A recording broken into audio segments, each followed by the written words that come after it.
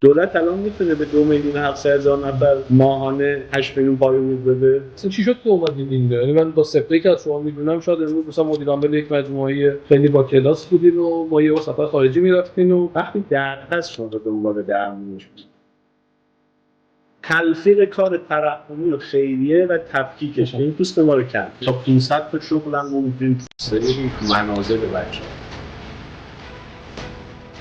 به من میگه تو داری سوء استفاده میکنی از افراد. میگم تو یه دونش ببر سر کار. خوشحال لذت میان شدن زیر دندان تو. به نوعی الان یه زیستبومی تقریبا فکر کنم. مربی شغلی داریم که معلولین رو بس میکنه به بازارهای کار و بعد مددکاری شغلی داریم. این بخش مثلا دیده نمیشه، اصل کار ما اینه. و شما استراتژی توسعه‌تون اومدید یه حلقه دیگه زنجیره اضافه کردید. این بچه‌ها ماهیگیری یاد میگیرن ولی این بیابون ماهی نیست. یعنی شما اون هم نداشته باشید. اینقدر ما رو زدن آقا، اینقدر ما رو زدن.